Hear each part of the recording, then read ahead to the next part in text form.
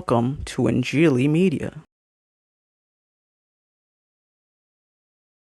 ایک ویڈیو نظر سے گزرا جس میں ساحل ادیم صاحب ایک بچی کے ساتھ ایک بحث میں مبتلا ہیں، اور اس ویڈیو میں دیکھا جا سکتا ہے کہ ساحل ادیم صاحب اس بچی کو مخاطب کر کے یہ باور کرانے کی کوشش کر رہے ہیں کہ 95% 95% عورتیں جاہل ہوتی ہیں۔ تو مجھے سمجھ نہیں آتا کہ یہ لوگ جن کی اتنی فالوئنگ ہے اور ان کو فالو کرنے والے کیسے لوگ ہیں جو اس طرح کے خیالات اور سوچ رکھنے والوں کو فالو کرتے ہیں۔ اس بچی نے بڑی بہادری سے، بڑی دلیری سے ساحل ادیم کا سامنا کیا، اسے چیلنج کیا کہ وہ کیسے کہہ سکتے ہیں کہ 95% عورتیں جاہل ہوتی ہیں۔ تو جیسے کہ یہ لوگ اکثر کرتے ہیں، پاکستانیوں کی جو سب سے بڑی بیماری ہے کہ وہ ہر چیز کو مذہب کے سانچے پہ لے جاتے ہیں، اور یہاں بھی ساحل ادیم نے مذہب کا کارڈ کھیلتے ہوئے اور مذہب کے پردے کے پیچھے چھپتے ہوئے اپنے آپ کو ایک بار پھر سچا ثابت کرنے کی کوشش کی ہے، اور یہ کہا کہ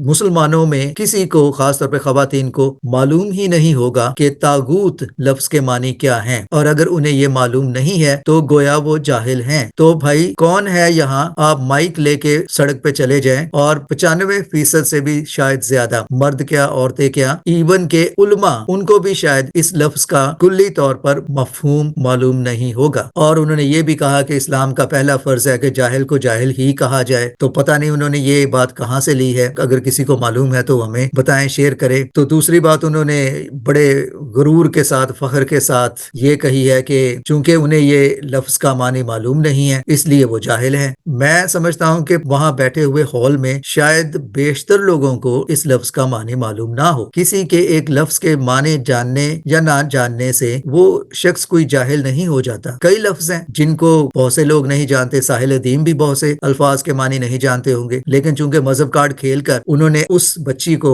نیچا دکھانا تھا، اس لیے وہ مذہب کارڈ کھیل گئے، کیونکہ زیادہ سے زیادہ اپنے آپ کو سچا ثابت کرنے کے لیے یہ لوگ کیا کر سکتے ہیں؟ مذہب کارڈ نکالو اور اگلے کو ذلیل کرو، اس کی توہین کرو، اور یہی ساحل ادیم نے یہاں کیا ہے۔ تو اگر اس لفظ طاغوت کے معنی دیکھے جائیں تو علماء کرام کی بھی اس پہ کوئی متفقہ رائے نہیں ہے۔ مثال کے طور پہ لے لیں کہ ڈاکٹر عبداللطیف الکندی المدنی نے اسی لفظ طاغوت کے 5 مختلف معنی اور 5 مختلف کیٹیگریز بیان کی ہیں۔ تو اس طرح کی ورڈ گیم کھیلنا اور دوسروں کو ذلیل کرنا، ان کو نیچا دکھانا، یہ کسی عالم کی نشانی نہیں ہوتی، بلکہ یہ تو اپنی جہالت کا منہ بولتا ثبوت ہوتا ہے۔ پاکستان کی خواتین ہو، دنیا بھر کی خواتین ہو، کسی کو بھی جاہل کہنا نہایت ہی گھٹیا اور کمتر اور بلکہ بیمار سوچ کی علامت ہے۔ ابھی تو ساحل ادیم شکر کرے کہ انہوں نے یہ بات پاکستان میں کہی ہے، دنیا کے باہر کے کسی بھی ملک میں کہی ہوتی تو ان کی وہ کلاس لی جاتی، ان کا وہ جلوس نکالا جاتا کہ جس کا وہ تصور بھی نہیں کر سکتے۔ تو کسی کو صرف ایک لفظ کے معنی